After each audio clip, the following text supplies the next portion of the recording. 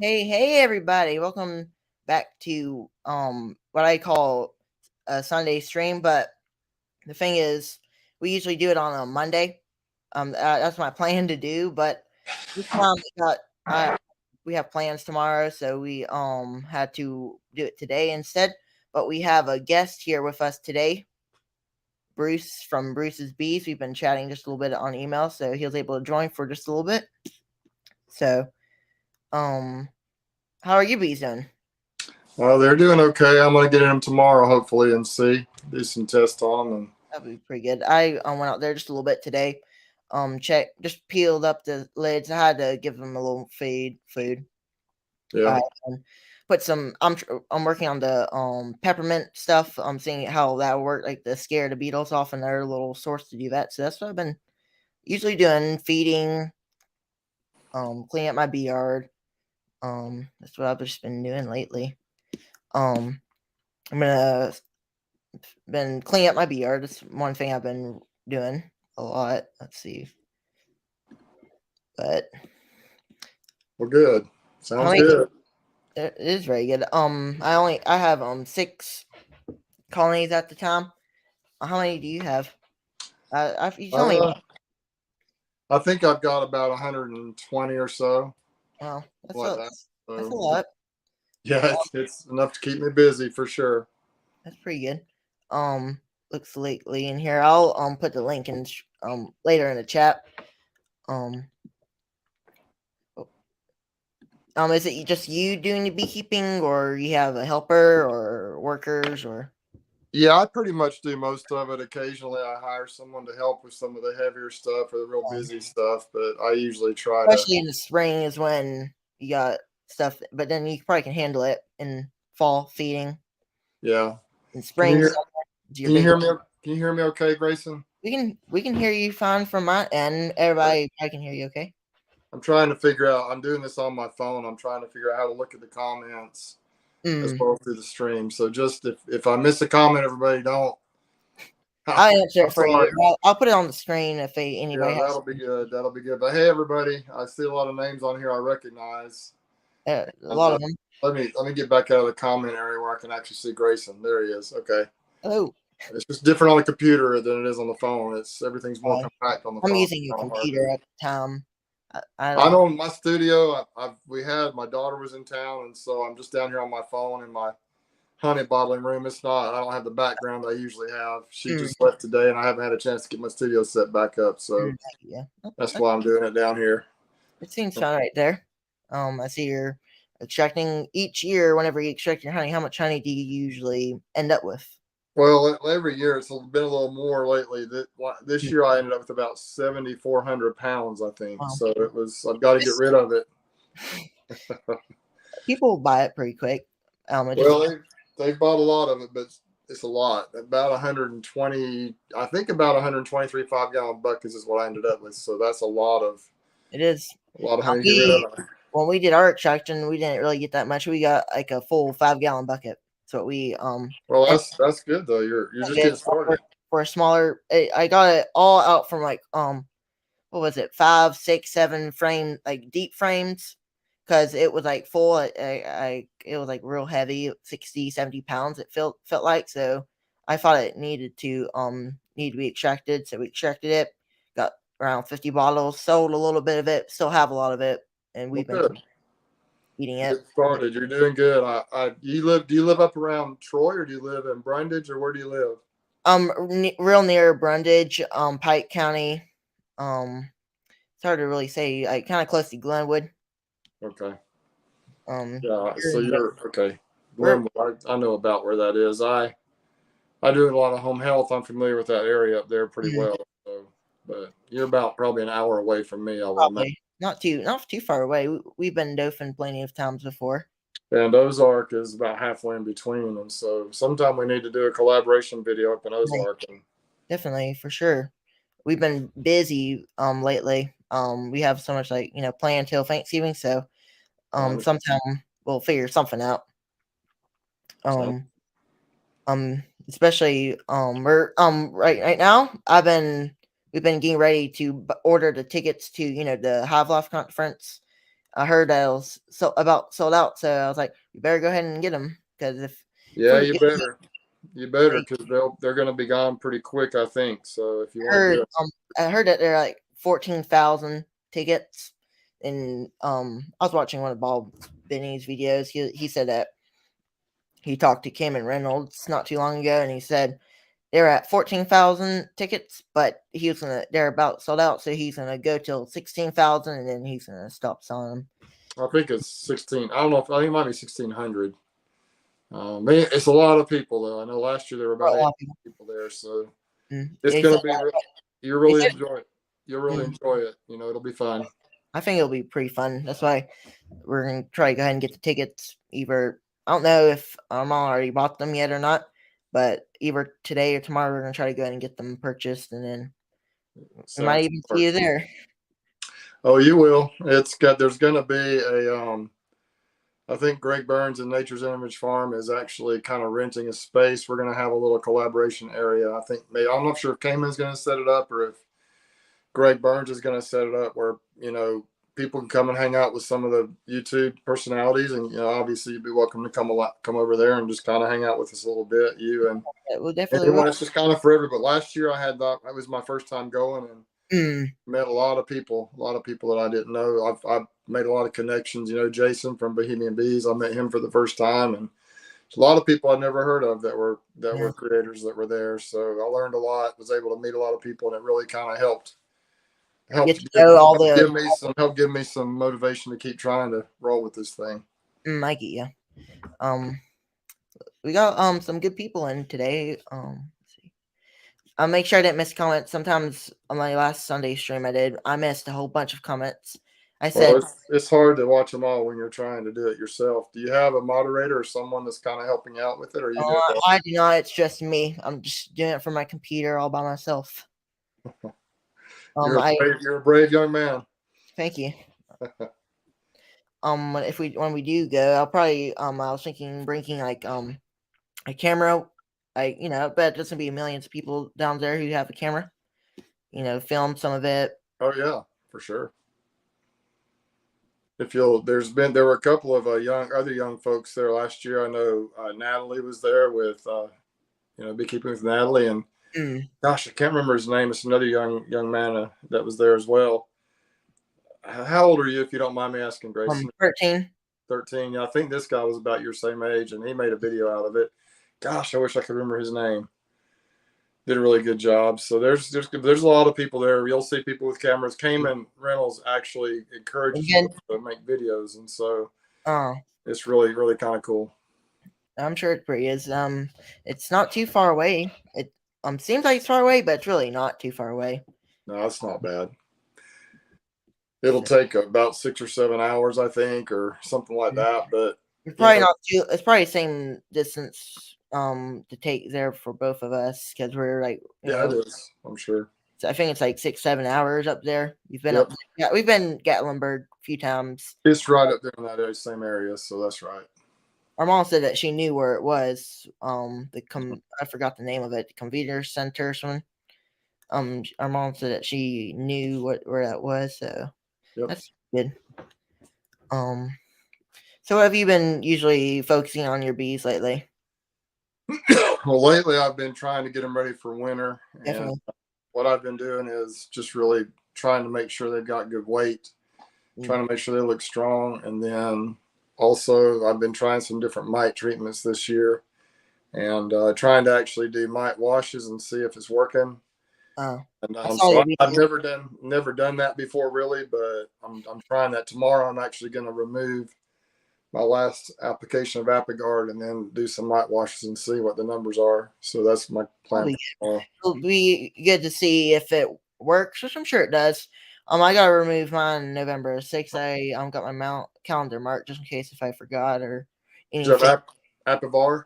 Apivar, Yeah, my this time I used Apigard. Did I say Apigar. Apivar? I meant to say Apigard.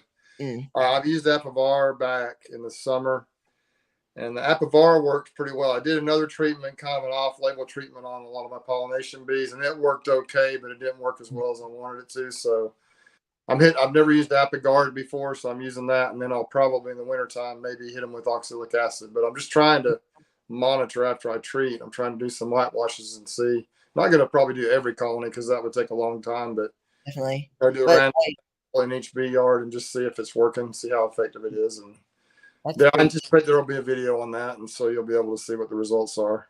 I'll definitely watch it whenever it comes out. I've only this is actually my first time treating because I've just been busy with everything. But then I finally got around to it. I had some Apivar strips and red directions, put them in there. It said what was it, 42 days and leave them in there. I think Yeah, something around basically 6 to 8 weeks is what you need to be eight. minimum 6 weeks, and then I no it more didn't than no less than 42, no more than 56 days. I think it said. that's exactly what it said. I'm gonna remove it pretty soon. Probably November 6th is what the calendar says. I marked it like with a little check mark and said app bar just to remind me about it. So I Sure. don't that's what just in case if I would forget it. I don't want to leave it in there too long, but whenever it's done, I guess it's just a piece of plastic. So I don't know. Sometimes I know some other people I've heard say that they accidentally left it in for winter, but it really wasn't really anything. But I'm still gonna remove them. So You're supposed to. I think theoretically it can cause issues, but to me it's I don't think it's a big deal either way. But you're supposed to remove them at 6 to 8 weeks, and it's really easy to remove them. it's pretty easy. All you gotta do is pull them up between the frames. So I had real good success with Apivar this year. Um, but like I say, some other stuff I used didn't work as well. It worked, but it got. I'm almost all my colonies were below threshold on mites, but I just like it to be even lower. And so Mm, I'm treated just. I've never used Apigard. I like it. I think I like it. The bees seem to do okay with it. And the issue with Apigard is if it's hot, you have to use it a little bit differently than if it's not. And so I'll explain that in my video. But what I did was it was in the 80s here, and so I put a half a dose in the colonies 1 week, and then the next week, which is what my last full length video I think was on, was the Apigard treatment I did. It was the second Apigard treatment. I went in and mm, did another half dose, and then the next week, so that was 1, 2 treatments, and then the next weekend I put. It was going to be in the 70s up for the highs during the day and pretty cold at night, so I put in a full dose and left it 2 weeks. mm, And so tomorrow I'm going to get in there and see. I drove past the video I did yesterday, a little short I did. I just drove out. They were harvesting cotton there in Midland City, and those are some of the colonies I put the Apigard in. The bees seemed to be really busy and active and happy.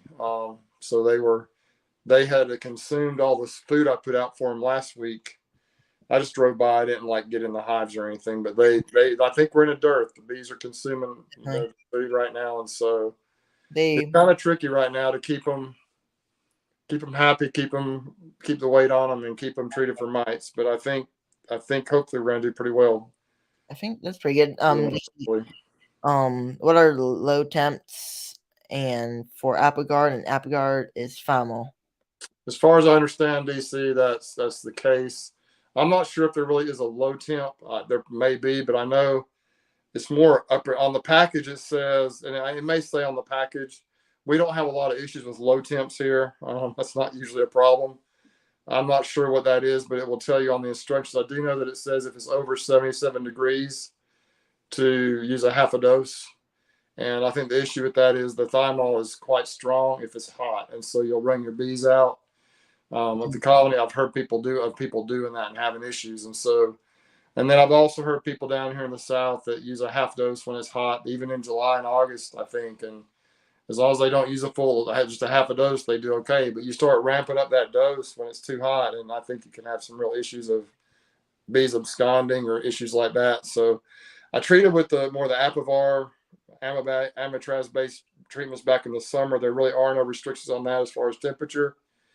And really, it's not super effective, I don't think, to use oxalic acid vapor when there's a lot of brood in the colonies, unless you just treat. I think maybe if you treat them like every 3 or 4 days, it's just hard to do that. So I think the research I think shows for the most part you need to do the oxalic acid when there's more of a brood break, because it doesn't go into the cappings. I don't think Apogard goes on the cappings either. I'm not sure. I know there's a couple formic acid does, but I've never really used those products. But anyway, I'm just trying some new stuff this year. That's good to try new stuff once in a while. Try to do more intention. Well, Trying to do more testing and see if it really works.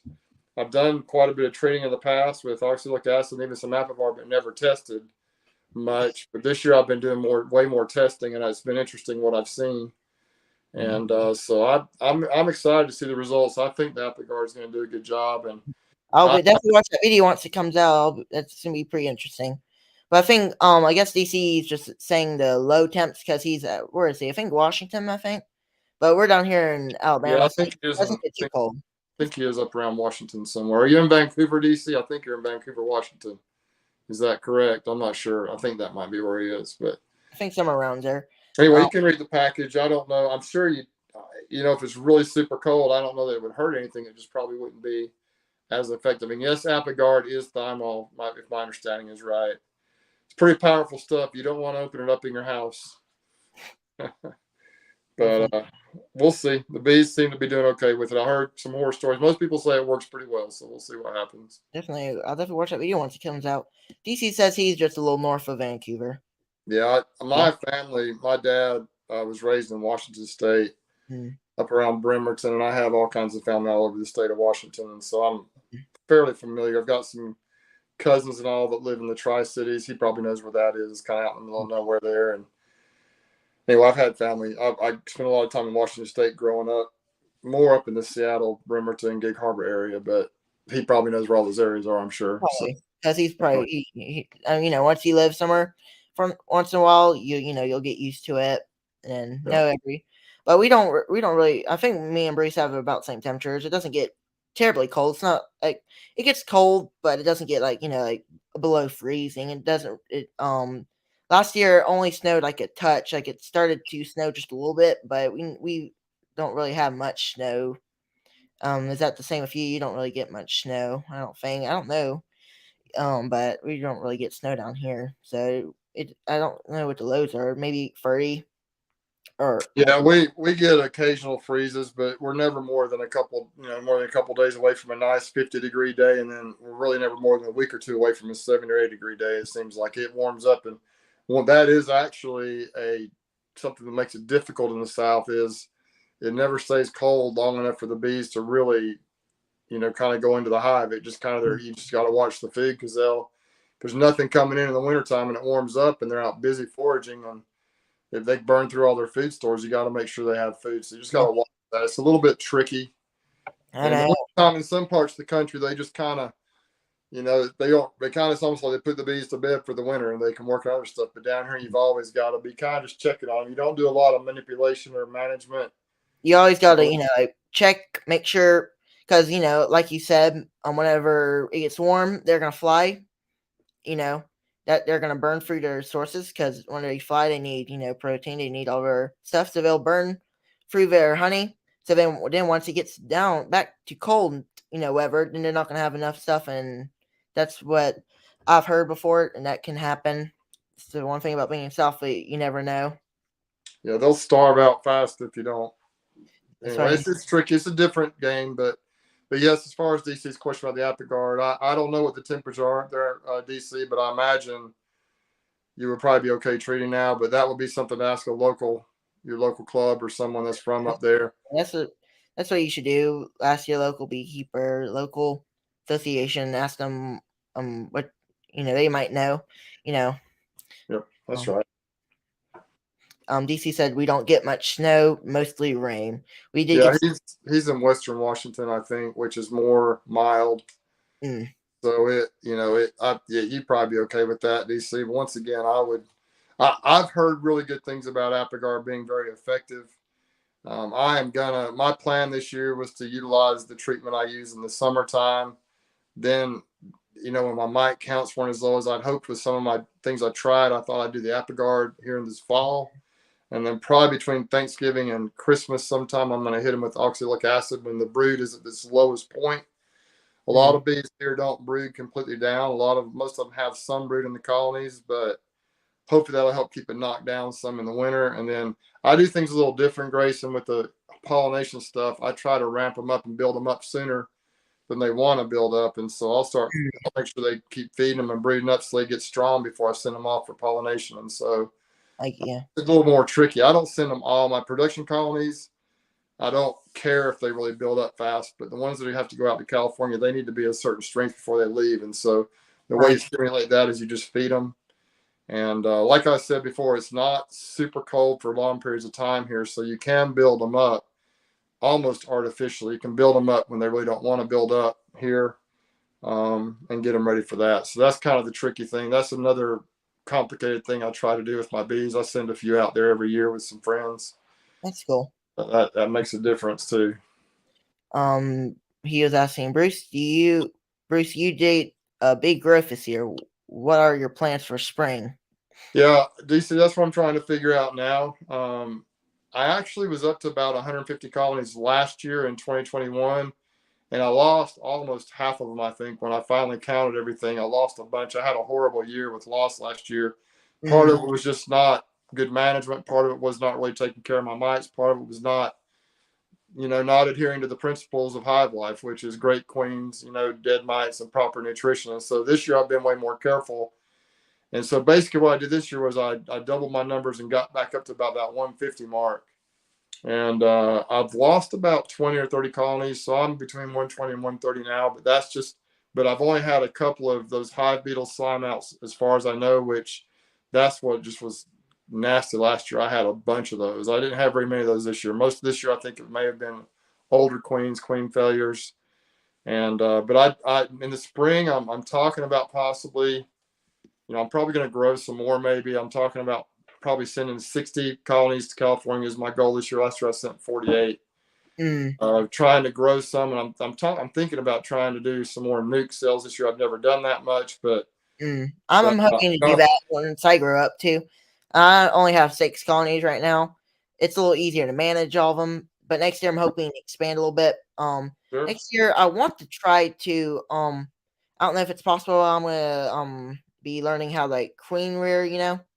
If I Yeah. can split all my colonies, do some good stuff, maybe hopefully raise some queens, maybe I can sell them. Expand to some new things, sell nukes. I'm hoping to do that next year if I can. Well, Uh, you got to come hang with me, Grayson, so we can help teach you how to do some of that stuff. like, I got to figure out a day. We've been real busy. I've been not Yeah, just well, I we. understand. It's fine. I get it. But there's, you know, I it'll be fun. It'll be fun. We can do a video or two together, and we can just kind of show you maybe in the spring when I do some splits. For Have you sure. done, have you done splits before, Grayson? I have not done split yet, but I'm hoping really to next year. So maybe, especially in spring, there's a lot to do. I can definitely come down in the spring. Yeah, So you have my email whenever that time comes. we'll figure that out. Definitely, we'll figure it out. All right. Are you too close? We are close. Yeah, it's exactly the same. I mean, we basically have the exact same climate. Grayson's about an hour north of me. And Not far at all. And my bees, the good part of my bees are halfway in between here and there, and so be no problem at all to come hang out with me in Ozark for a morning or something. Or I don't know how your family situation is or how you get there, but you're more than welcome to have viewing. Or does your brother do the bees too, or just you? he helps me with like the camera, and he Yeah, does these as well. he'll need to come too. How old is he? I'm 10. Oh, I'm definitely, and when we do come, we'll definitely bring our camera. sure. I guess your Like, mom and we're up dad, to your mom, 15. your mom and dad help out a little bit too, or your parents? Um, they usually don't do the bees, just me and Vincent. Yeah. Looks like we have 15 people on. They probably want to come on because we have Bruce on. I don't know about that, but anyway, They but probably to watch. Okay. Where Bruce and I are the bees will soon be working for the. I can't. I'm putting some on the screen so then people can see it a little better. yeah, Carl, ask Carl. Hey, Carl, where are you from? Where are But you from? He'll that put is it there. true. It won't be long before the day. The winter's going to be here. That January, Really? February is going to be here before we know it. Time flies Where, fast. but Carl, where are you from? If he would put that in, I can't see all the comments. I can. I'll manage that. I If can see it. if he says where he's from, just let me know. But yeah, it sounds like he must be close because he says where Oh, Bruce is from.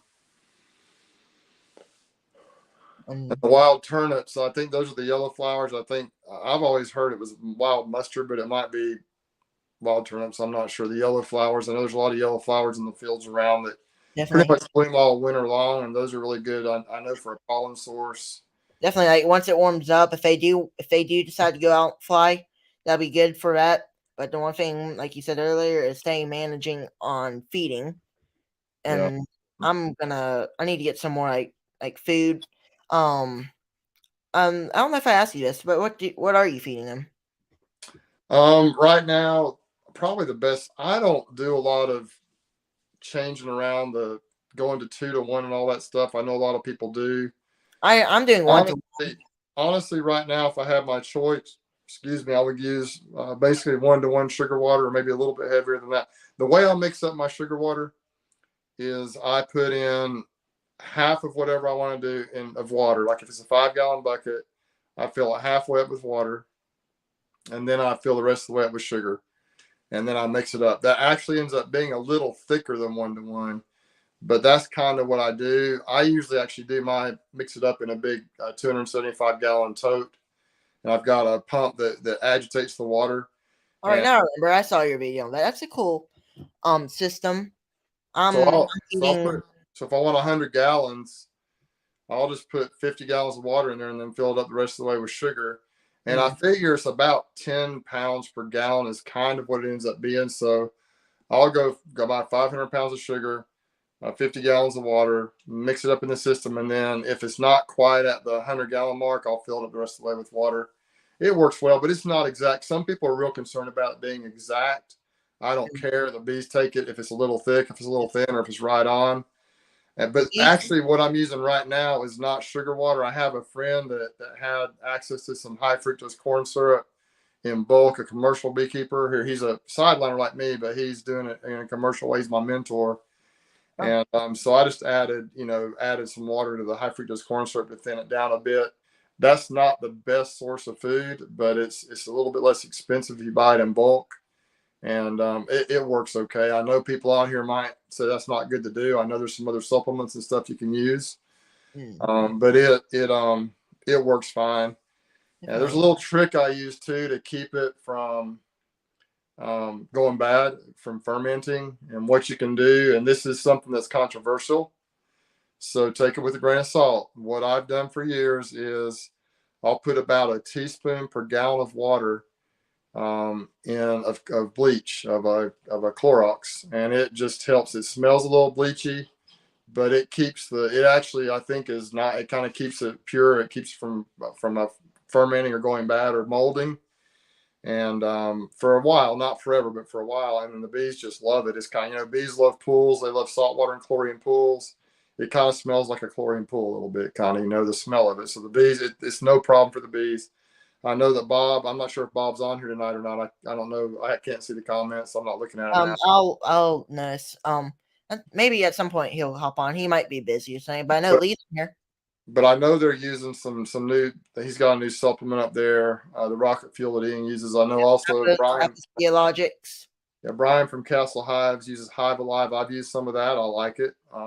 If you use that, you definitely don't need the bleach, because it actually, I know for sure that the Hive Alive, I had some of that stuff mixed up out of my backyard in a 5-gallon bucket and didn't use it for a month or two in the early summer. And I thought it would probably be bad. I opened the lid up and it was perfectly fine. It had been sitting out there in my backyard in the heat. And so it does not, that keeps it from going bad. The bees, I put it in the hive. The bees sucked it right down and did really good on it. So I'm not recommending that you leave it in the bucket that long, but I used it back in the winter, back in the early spring or mid spring last year or early this year, when they were kind of struggling about to starve. And I just had some left over. I kind of left it out there in the bucket, never used it when the flow kicked in, and then I just used it and it was fine. So the Hive Alive, I like that stuff. I'll use a little bit of fondant in the wintertime, especially if I get in trouble, if they get real light. Last year, some of the fondant saved me. If I don't have any way or any time to mix up some sugar water, I may order some fondant. You can put that in the colonies. But my favorite thing to do, my favorite food for the bees, is just basically 1-to-1 sugar water. And that's really what I usually use. I know some people try to do heavy, like 2-to-1 or 3-to-1 sugar water to put weight, and that's okay. But I just don't worry too much about that. I get you. How's asking? So, Bruce, did you get a lot of your honey sold from this year's bounty? Yes, I've sold a lot of it, but I still have a lot to sell. I had, I think, 123 5-gallon buckets or so total, and I think I've still got about 70 left, give or take. So I've still got a lot to get rid of. So if anyone who doesn't live close, if you live close, I've got a bunch of local areas that sell. You can come get it from me directly, but I've got a brucesbees.com. You can buy it if you don't live here. You can buy it. We can ship it to you just on brucesbees.com on the website. But it's got a lot to get rid of. So if you know anybody, refer them to me. If anyone wants to try some Alabama honey, we got. Definitely, it's good. We had some honey. I don't know where it's really from. You really that's one thing about beekeeping. I talked about this on my first stream I ever did on the channel. Like the different types of beekeeping. Like, I mean, I'm really just combined. I do everything. I do a little medicated. I do a little organic, but they have like different types of beekeeping, like organic, combined, natural. I think is what it is. Just different ones. Or natural is like you don't use any treatments. I'm gonna use treatments. You have to. If you don't, your mites might get up that can like the winter beast physiology you have in your colony, the mites will half the amount of how long they'll live. They'll die somewhere around December. That's basic. I know a lot of try to be facts. So if I share a lot of things I know on the channel. If if everybody here watches, I share a lot of different things. But we got some good people on tonight. We got Lee, DC, a lot of people. Thanks everybody for watching. That's pretty cool. Definitely. I really applaud Grayson at age 13 to be doing this. You're doing a good job, and if you're doing this at this age, by the time you're going to really. The thing about YouTube is you just have to keep working and improving on your craft, and as you do more and more. It is like whenever you start out, you're you don't really know how to edit or anything like that. But once you keep on going, you'll get better at your editing skills, your thumbnail skills, and once that goes up, hopefully your channel will go up. Your name will go up, and you work at it for years and be successful, and keep at it. That's what I've I kept on doing Wildwoods Honey Farms. I only had 20 subscribers, but I kept on doing videos. Then I kept on going up. Where are you at now? 108 subscribers so far. That's good, and it's gone up a lot in just the last couple of weeks, hasn't it? It has. I'm really proud of that.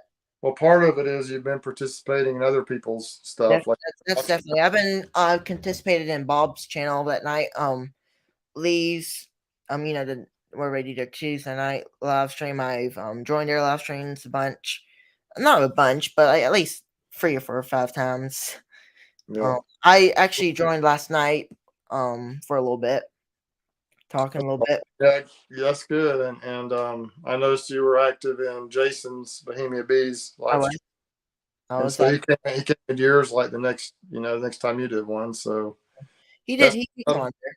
that's what you got to do. You just got to kind of reach out. And I really wish I could remember the name of that one kid, that the other kid that's doing that I think is about your age. Because you guys could probably hit it off really good. If you go to Hive Life, you'll probably meet him. And if I think of his name, You can just put it in the go on my videos, comment there, say yeah, the person's name is this. When we do go to Hive Life, we can we'll be able to meet. you'll see people around. You'll meet all these people. So But just be that'd sure you comment on Natalie's videos too, because I'm sure she'd love to. Natalie, the beekeeping with Natalie used to be beekeeping like a girl.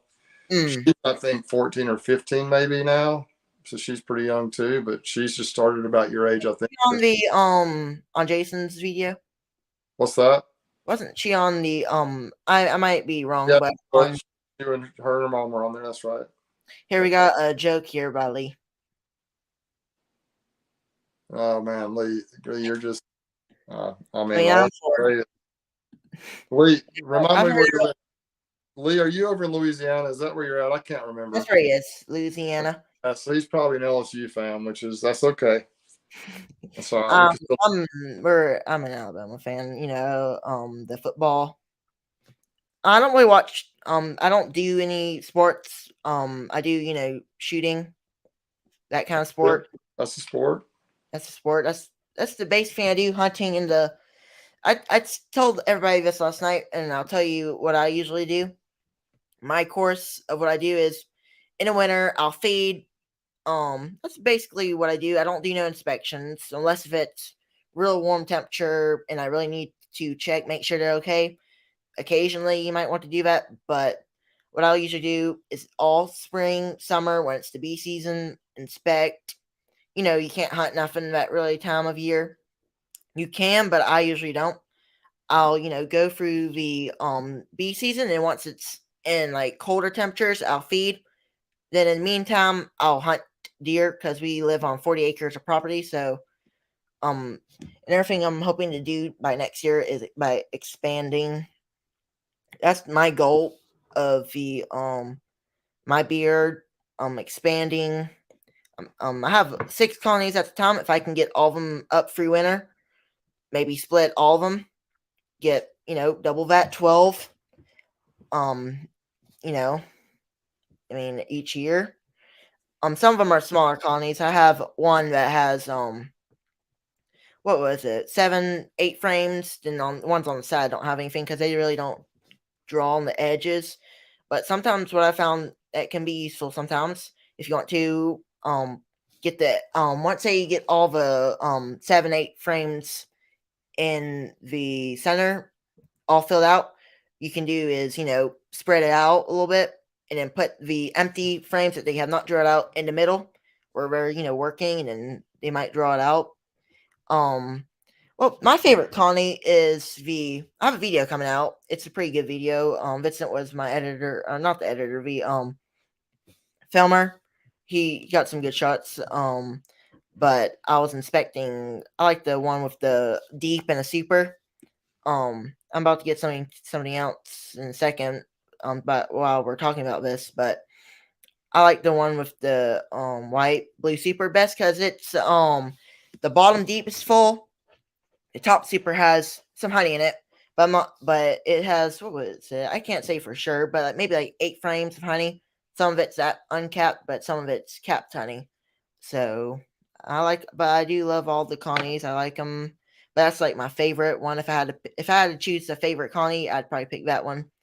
But while we're on this, what do you usually like to go into winter? Do you like to go in with 2 deeps and 1 super, or a deep 1 super?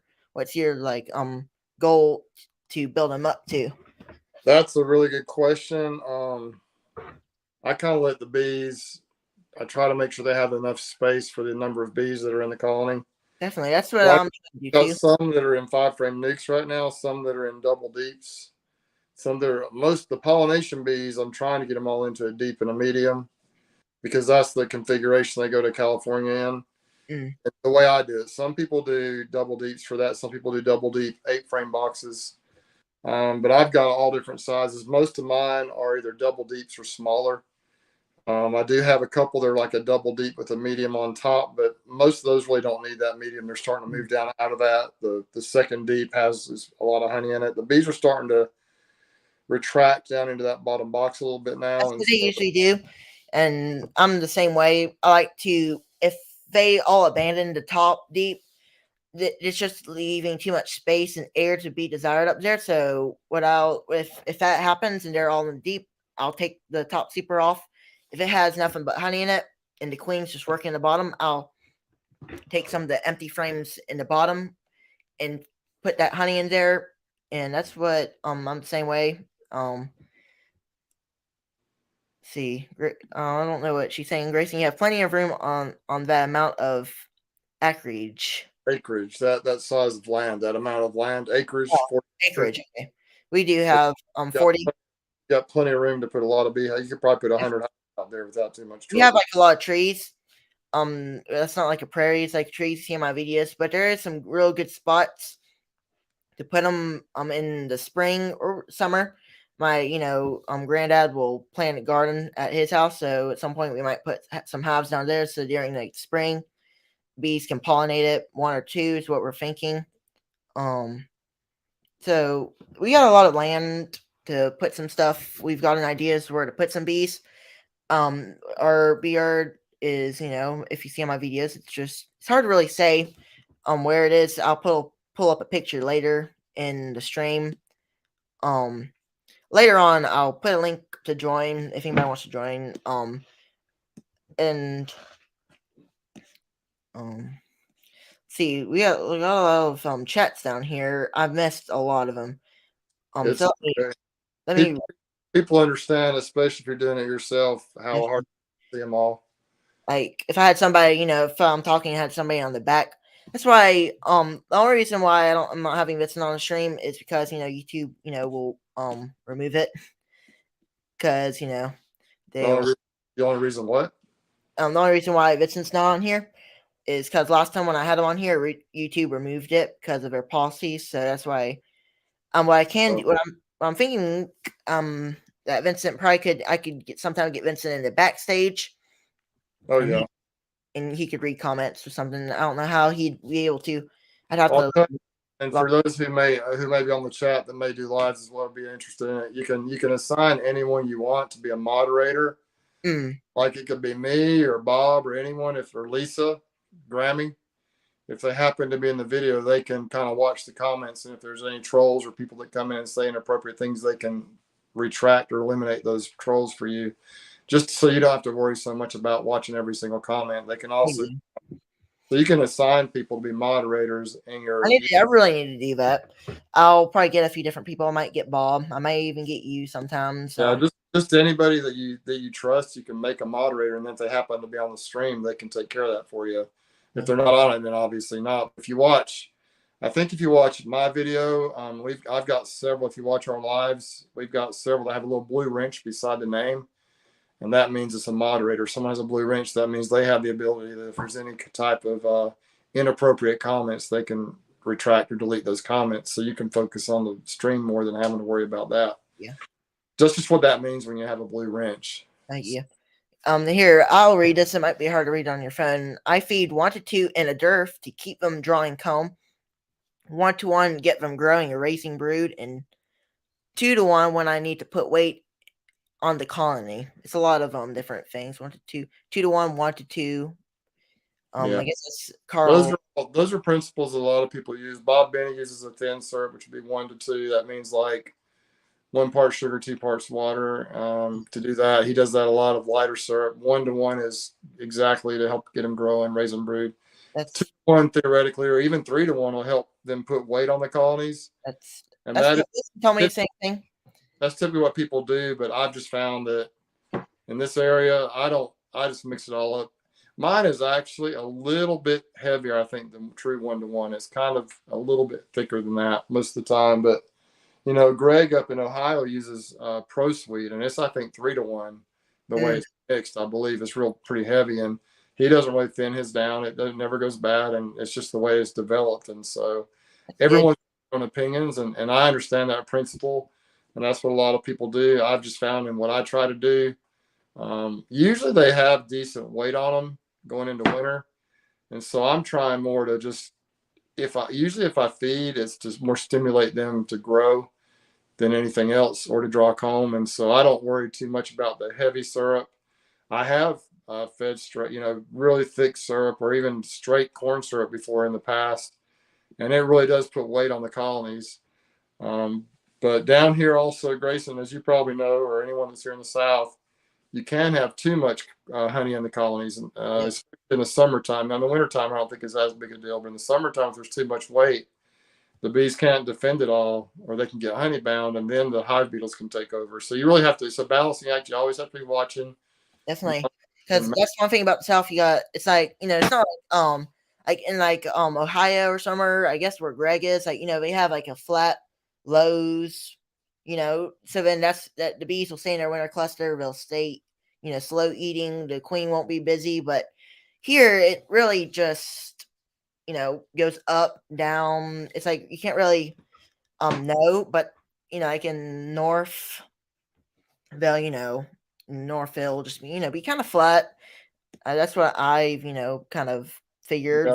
Yeah, they go in the hives for a long period of time when it gets really cold. But the disadvantage of that is there are advantages, like you said. They don't eat as much. They're not as active, so they're not as busy. But they can develop more issues with dysentery, like digestive problems, because they're in the colonies. Like bees have to do cleansing flights, and if they're in the colony for a month without getting out, then they can develop things like nosema, and they have more problems with those type of diseases up there. So that's one reason proper nutrition is so important. They're getting all the nutrition they need to help, because their guts can become a problem if they're not able to take care of that.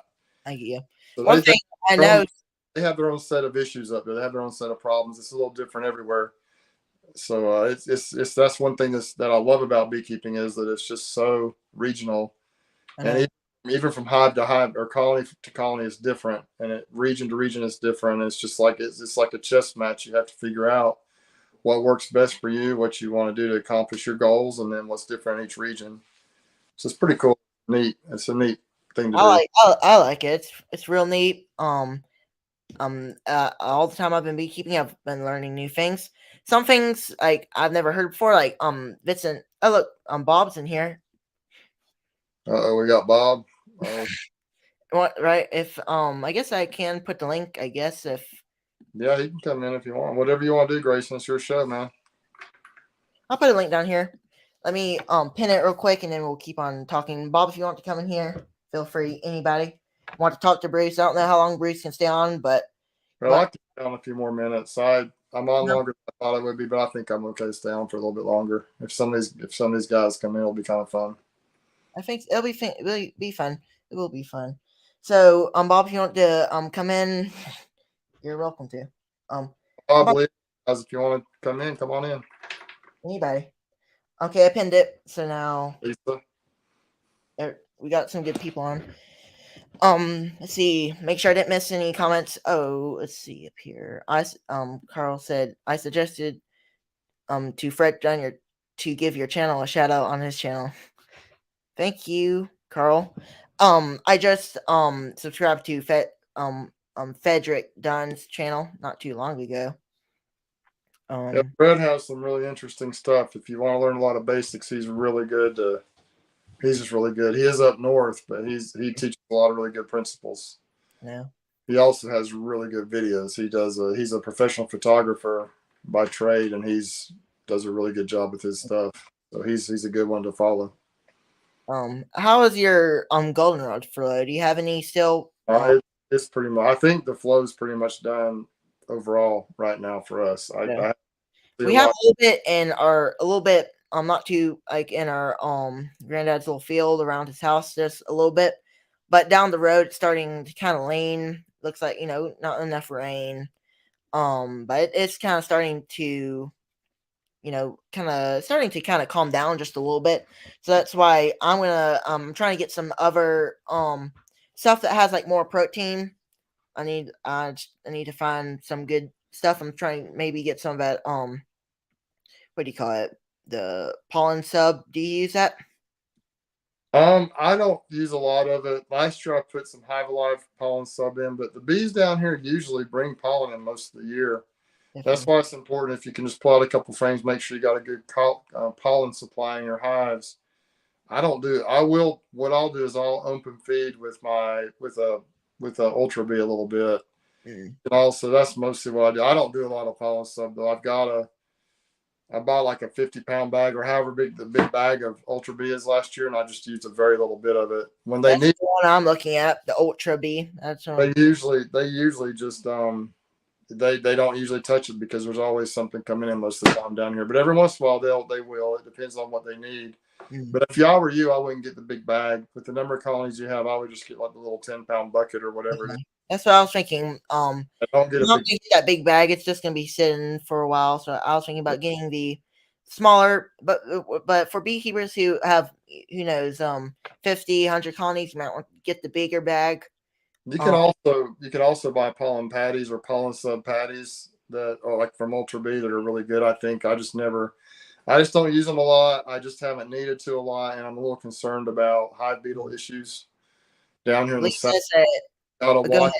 ahead." If you overfeed them, if you get them too much, then the hive beetles will uh, get in them. Yeah, that's great, Lee. I'm glad you still have that going on. We have a very little bit. It's mostly dried up here. We're about done. We've gone into a little bit of a drought here in the last Hmm. probably 6 weeks. It hasn't rained. We've had a couple little rains, but not much at all. So everything is dried out. It's Last about night, about, go ahead. Sorry. about time for it to dry up anyway. But Hmm. now that the rain just didn't help matters any here the last few weeks. The way I know that we're in somewhat of a dearth is I set out. I think I mentioned in a video, maybe my last video where I talked about apple that I set out some 5-gallon buckets with some food in them to see if the bees would touch it. They didn't touch it for a few days, which meant that there was a flow. Then I went out that day and they were all sucked dry, which means there's a dearth because the bees will always fly to a nectar source before they'll take down any type of food that you give them. And so I put out food on this past Monday.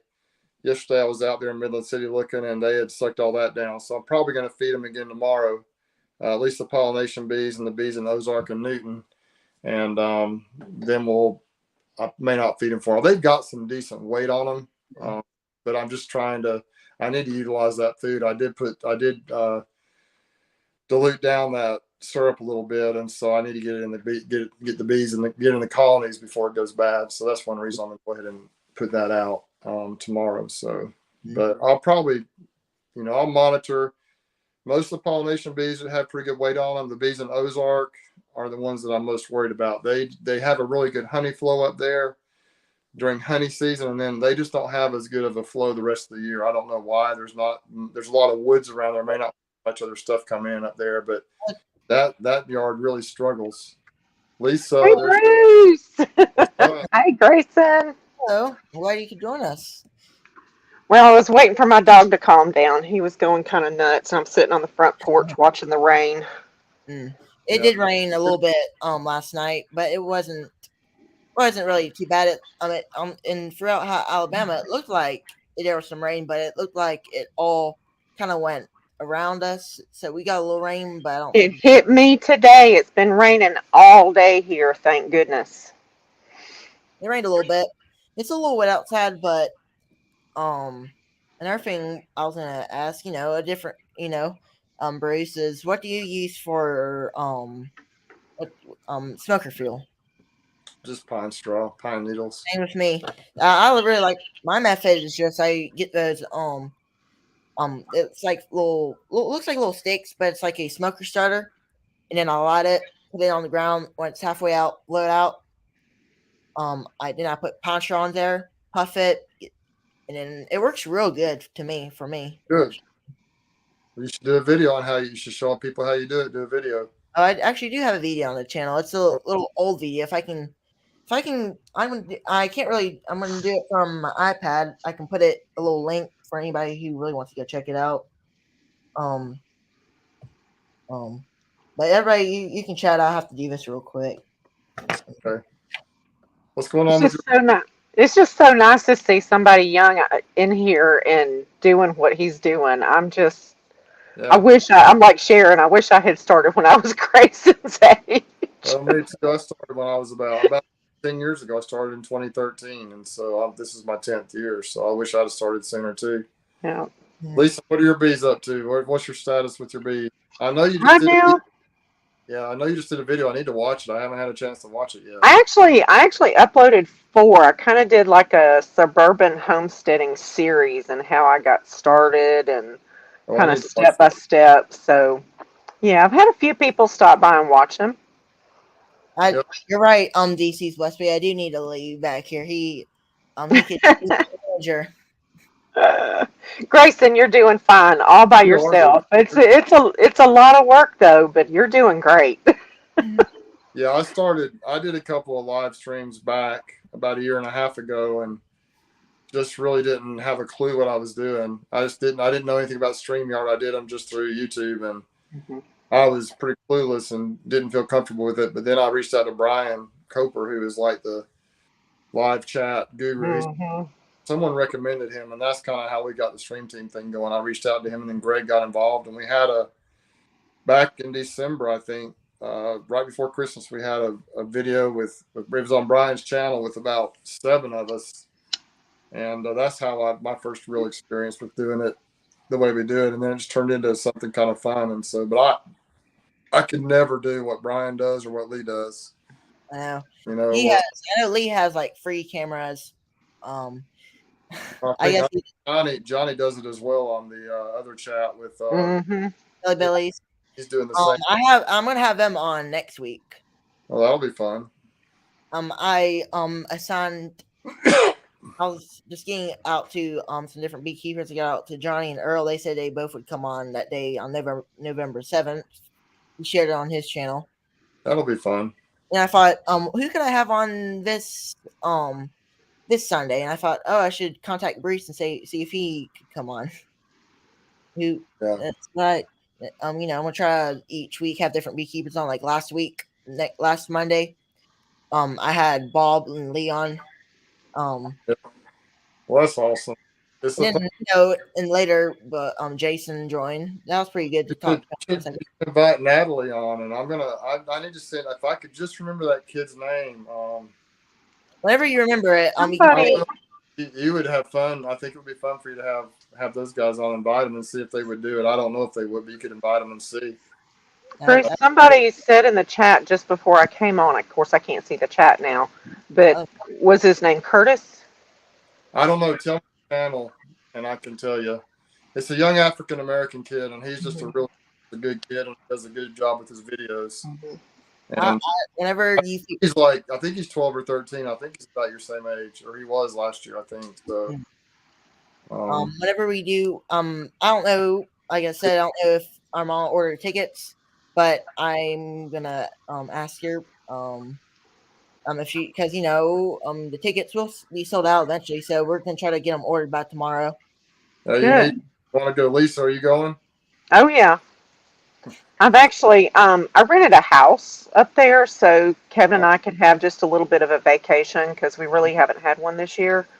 And I've got a couple going going from here. Well, Deirdre, the girl that helps me sometimes, she's going, and her husband. And then I think Paul from Hale Hives, he's going to be staying in one of the rooms. I've got 4 bedrooms that's supposed to sleep like 9 people. So I was just... Oh, wow, that'll be good. It'll be a nice gathering place, if nothing else. Sure.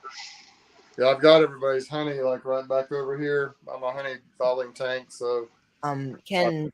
A lot of honey from folks, and I appreciate it for everybody that sends it to me. But Ken, our internet did not speed up until my husband bought some wireless extenders.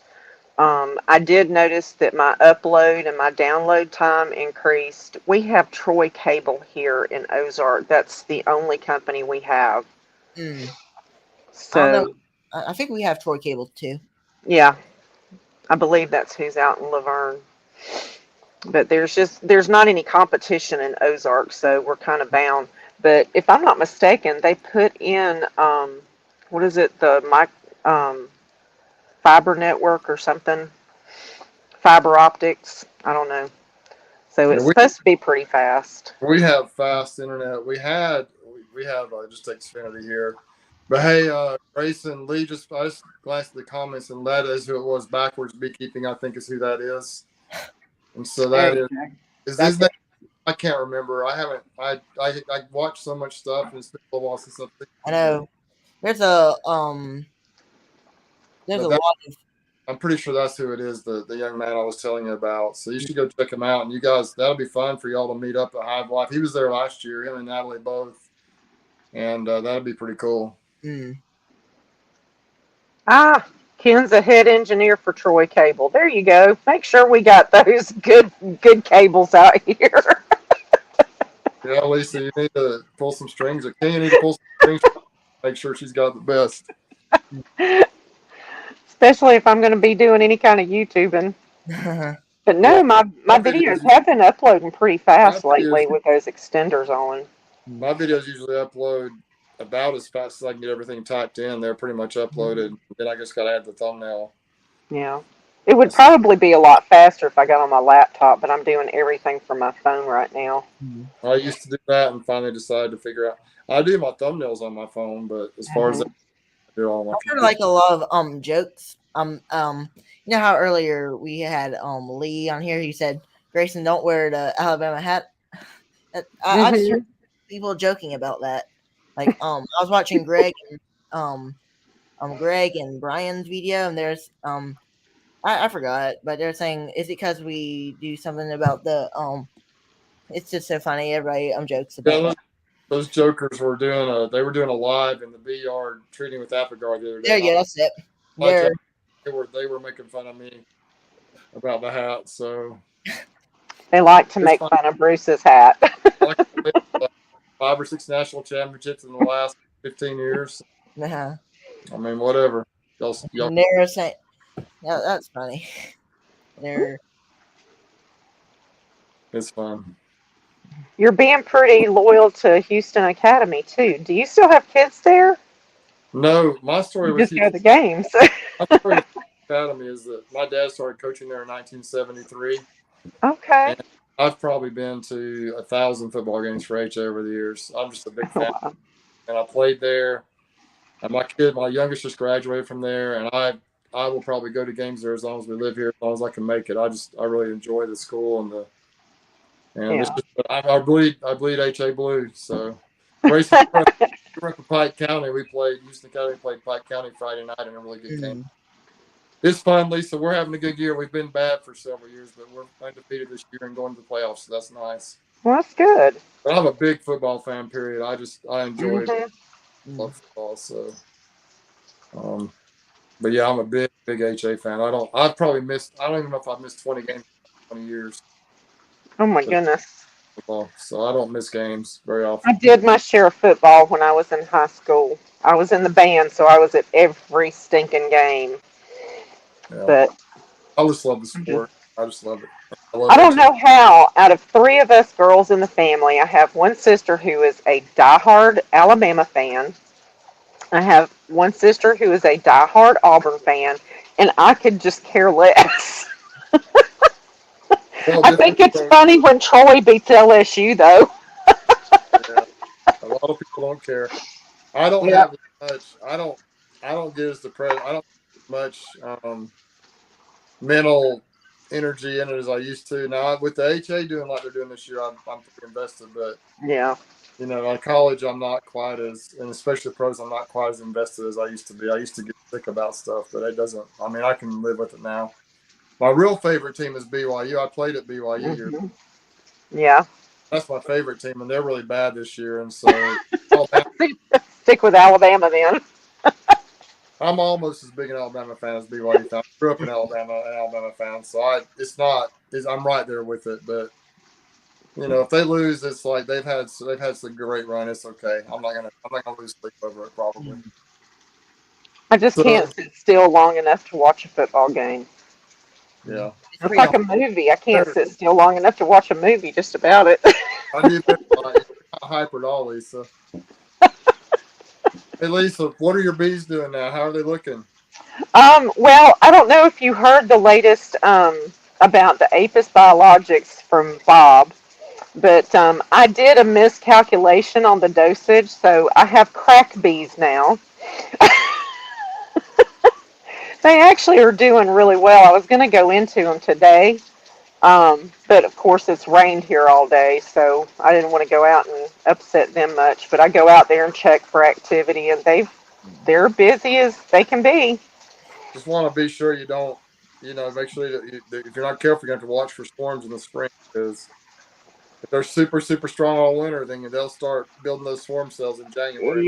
Yeah, yeah, that's the way mine do too. Because I wound up doing early splits this year, and I didn't have any swarm on me, so I'll No, start splitting probably in early mid March. you keep them strong and keep them built up all winter. Hmm. You're gonna have to be ready.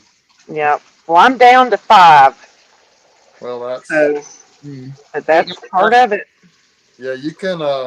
You know how fast you can build though. Yep, We I doubled it, do. and then I dropped back down. But I think you may have heard me talking. I really think I'm gonna. Hopefully, I'll come out of winter with at least 100. I probably Mhm. will. And I mean, my worst time is usually July, August, September. Mhm.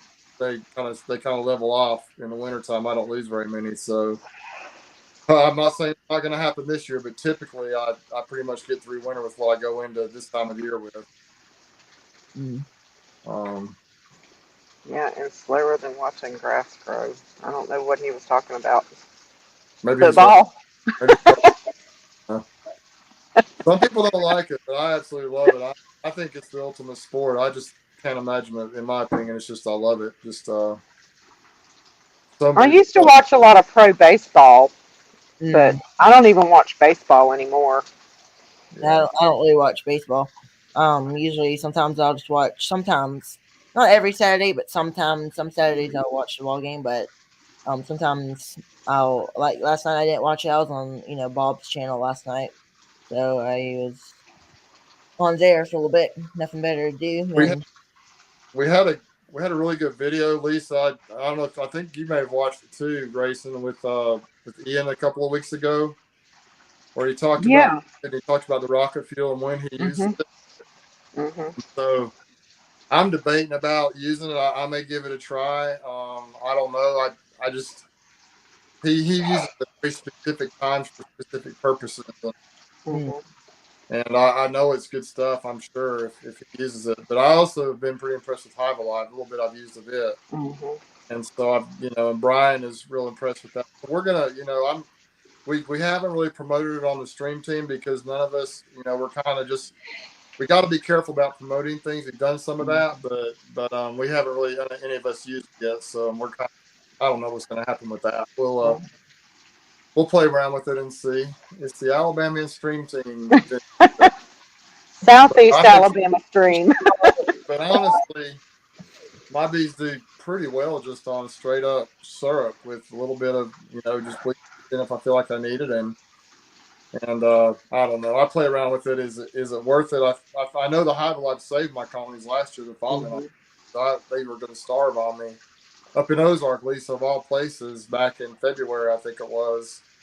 Ozark and the farm. I went up there and they had zero food on me. We had a warm snap, I guess, and Mhm. their stores, and I put some fondant on there just as an emergency, and I believe it saved probably 25 or at least 20 or 25 colonies of mine. Probably did. So, I didn't have time to mix up sugar water that day. I didn't have any sugar to mix, and I kind of panicked, but we took care of it and got them fixed, and they did good. So Well, I'm feeding 3 of my colonies, and the other 2 have lots of stores on there. So right now they're doing good. It sounds It, like it's been Hmm. a pretty good year. It has dried up, but I think overall it was a real good year this year around here. mm, Yeah, How's your mite?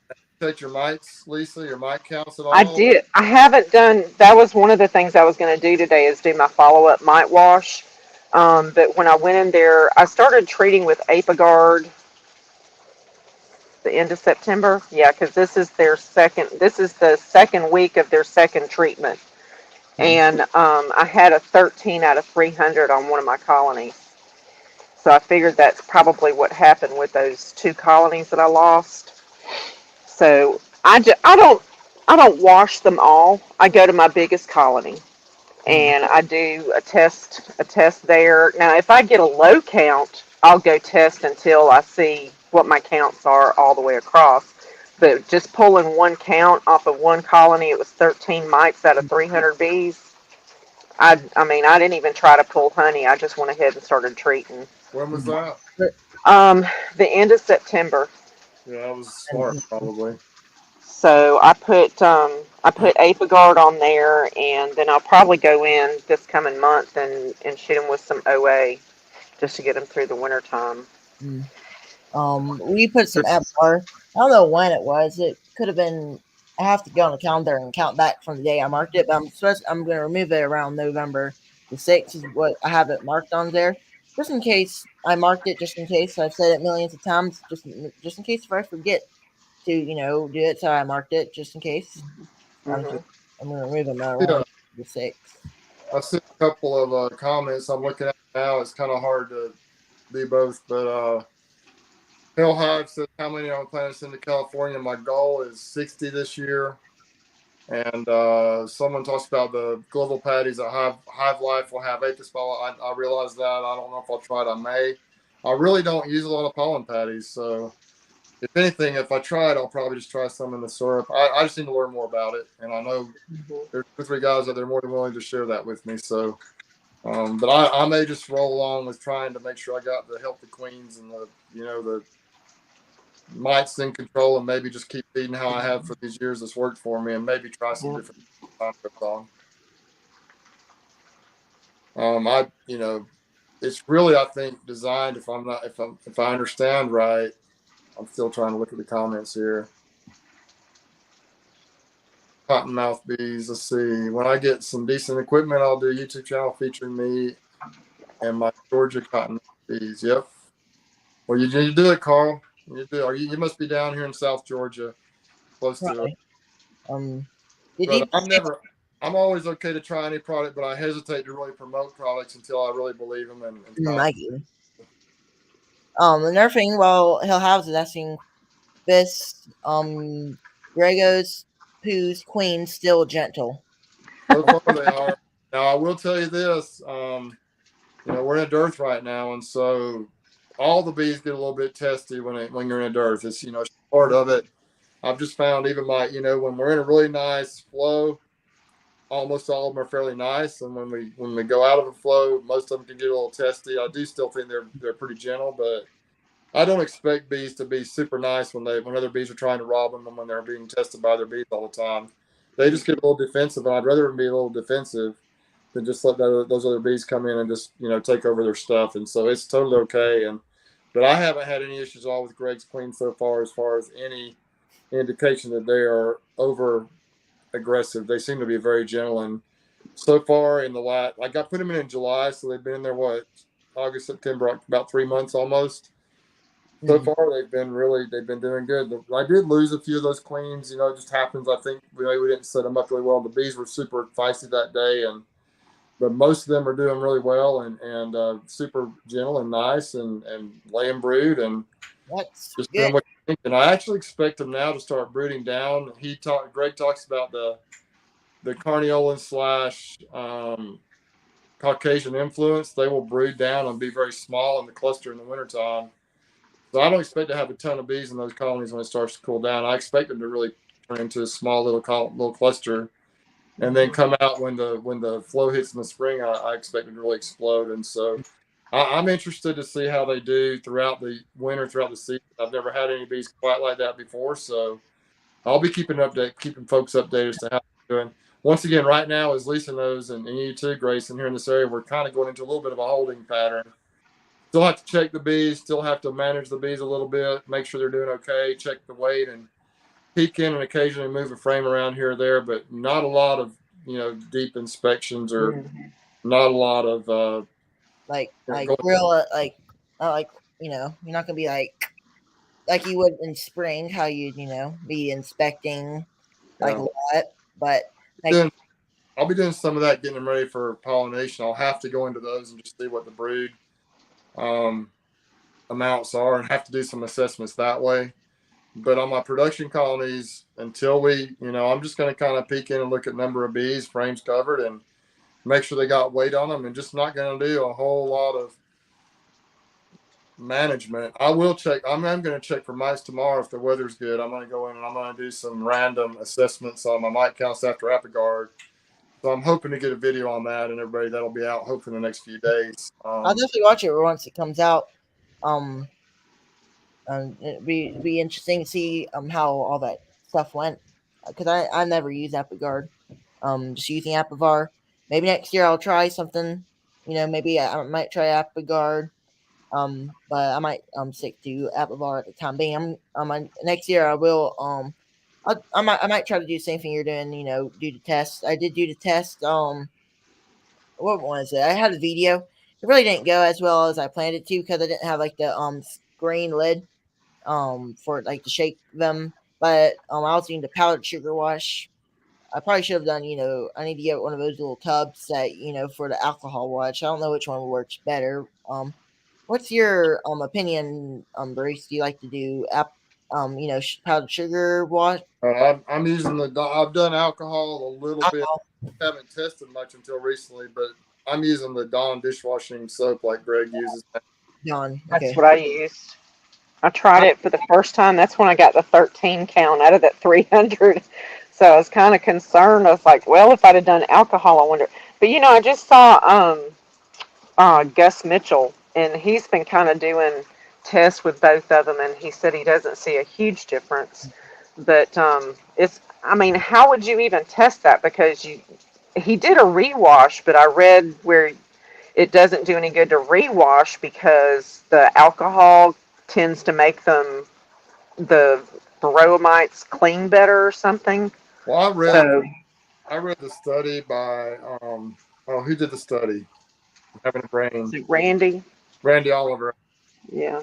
And he really liked the Dawn dishwashing soap. Said that it was at least as good as alcohol, if I read it right. So it is. I think it's a little better, but I mean, the thing is, definitely cheaper. Yes, way cheaper. I'm not sure that it's just Greg is really convinced, and I've had tremendous success using the Dawn dishwashing soap, and I don't see any reason to use alcohol when it seems to work just fine. That's just my opinion. So I plan to continue to use the Dawn dishwashing. And DC says the alcohol kills the mites faster. Yeah, I noticed that. I don't know. I mean, those mites drop fast with the Dawn in my stuff. Well, the bees die a lot slower though with the Dawn, I noticed. So I did notice that, DC. I kind of felt bad for the little girls because they were struggling. But the alcohol does tend to kill them faster. Yeah. But I feel like, it worked. The Dawn did. I'm going to use it takes them out pretty fast. It takes a couple times really good and the bees are gone, so it's okay. Yeah.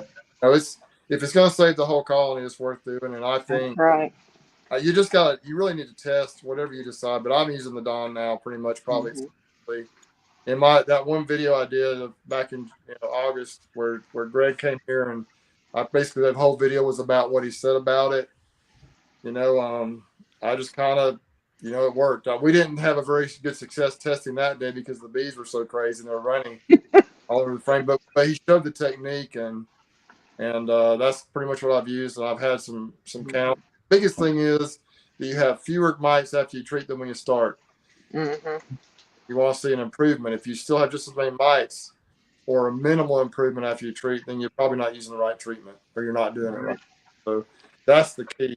I don't know, Grayson. I've never done a powdered sugar roll. I don't know. I've heard that's not effective or accurate of a test, but I've never used it, so I Mm. wouldn't have an opinion on it. I'm not even sure exactly how you do it. So I believe in the washes. I think it actually washes the mites off the bees, and you can see them actually down there in the bottom. You can actually see the mites, and I kind of believe in the washes more. Uh, Process he'll Yeah, have. I've never done this sugar roll. I read that the results were not as accurate. Mm. And I think if you're doing something that's not as accurate as the alcohol or the Dawn, that I mean, if you're looking at on the borderline of whether to treat or not, I would say if you're doing the sugar roll wash, to treat. Mm. yeah, Yeah. I think Carl's getting his swarm traps out by March 1st. That's First, about the time, Carl, when I've mm. noticed the swarming in the past. It's usually the Hmm. March when they start, and it seems like they increase in frequency throughout March and into April. They're just crazy. Hmm. But I'm kind of starting to back away from catching as many swarms. I'm trying to control my genetics a little bit. And when you catch swarms, you just really don't know what you're getting. All the Right. phenomenal bees from swarms, just some incredible bees. Um, so there's nothing wrong with it. It's just not. I'm trying to really focus more on doing splits and being intentional with the type of queens I put in there and the cells I put in there, and trying to control my genetics a little better. But not to say I won't catch swarms, but I'm not actively looking to catch swarms. Mm. I don't know if I'll put traps out or not. I may keep one or two around my bee yards, but as far as going out and setting them and just try and catch random swarms, I don't know if I'm going to do a lot of that this year. Yeah, I think what swarm traps I set up, I'm probably just going to set some up in my yard just in case. Well, y'all have watched some of my old videos. I've had bees literally that were hanging in a tree above a bee yard, and Mm. set a swarm trap up, and they fly over my head while I'm inspecting another colony and go in the trap. That Hmm. up a little bit before, so I've had good success doing that. Just having a swarm trap or two set out around the bee yard, but I really would like to try to get bees that aren't so swarmy. Gus Mitchell's kind of got me convinced that that's kind of the way to go, and Cayman Reynolds does some of that. He really tries to improve the genetics and help decrease the swarming tendency. And if he has a hive that's real swarmy, he'll kind of change the queen out. But a lot of people, that's how they build their apiary, and so there's nothing wrong with it. And Hmm. fun, it's super fun. It's one of my favorite things to do to catch swarms. But I'm trying to get more towards controlling my genetics a little better. Robert, DC has some good. This is a good thing. I know a lot of beekeepers probably will ask. One of my 8 has a screen bottom, so I'm giving that a try. I've heard some people. I'm gonna want you. I mean, Bruce, you can give your opinion. About like which one should you use. Should you use the screen bottom board or should you use the solid bottom board? One thing I do know is some beekeepers will think their bees will overwinter like we will, turn on the thermostat. You need to be insulated, but during winter, bees will need some ventilation. So, a screen bottom board, it doesn't really make a difference. Just make sure you have some ventilation. Um, Right. Yeah, personally have never used a screen bottom board that I know of. The closest thing to it is my Apame hives that but they also have a tray underneath them, so they're not truly screen bottom boards. But I've never used one. I don't have a strong opinion on it, but I have nothing against it. I know there are people around here that use them, and in the winter they'll put they'll slide a solid tray of some type over their board, or whether it's a I do political. have one of those little trays. Maybe I can go out there one day and do a little video of it, and then next time you're on here, I can show y'all. Yeah, But Well, I had used nothing but solid bottom boards. This is the first year that I have a couple that have screen bottom boards. I have But like half. I think I might have free with solid bottom boards and free with screen bottom boards. Actually, it's like Mhm. 3 of them have solid. Some have the screen. They both work good. I mean, I the mean, only so far I really don't have a bad opinion of them. I mean, they were in some equipment that I purchased last year. hmm, Um, I got a trailer full of used. Some of it was brand new, but some of it was used. And the screen, I had this one screen bottom board that was brand new, hmm. and I put that on a hive because that's all I had at the time. I've got plenty of solid bottom ones that need building. They got to put them together. Yeah, I don't have really an opinion on the screen bottom boards. I know that in nature, trees don't have screen bottom boards, but I also know bees Hmm. sometimes in open air colonies, and so really there's no. Just whatever you feel like works best for you. It sounds like you guys are Right. all some of it. Whatever you feel like works best is what I recommend you do. So I Yeah, don't have a lot of. I have zero experience really with screen bottom boards. yeah. Yeah. Grayson, you can use those. You see the little political signs out by the roads every now and then? You can use those, cut them to the size of your screen, and put those in the bottom. That's cool. Never Hmm. really heard of that. That's a, Just um, don't Hmm. yeah. steal them though. Do what? Don't steal the political signs. That's not good. Hey, I got a hookup here in Ozark. I can get all of them I want Mm, because they're illegal on the right side on the right of way in Ozark. So Okay. the code enforcement guy, he's a friend of mine and my daughter's. So I just text him and say, "Hey, I need some more political signs." Okay. But I was using them for other things. I wasn't using them for the bees until I was like, "Okay, I got screen bottom boards now. What do I do?" But I used them with my chickens in the brooder pen to keep them from their little feet going in the bottom. I know some people. I don't really know have any experience with this, but some people do use screen bottom board to flat a little white tray, like to test for their mites. But I've never really done Yeah. any experience with that, so I don't really. I'm not going to recommend it to nobody. I'm also not going to look. I They taught that method in the class that I took in the Wiregrass Beekeepers Association, but I had a hard time seeing all the mites with all the trash in it. I know. So I'd much rather do a wash. I think that's more accurate than a I've never 24 done that. hour drop. I think the same thing. I'm not really going to go towards that. Some beekeepers will use that method. It's fine. I mean, it's nothing. Nobody. I'm not against it, but I just don't use it. I'd Hmm. rather the alcohol washed. But Yeah. you get one of those little trays that you use because I don't have one yet. I do need to do that.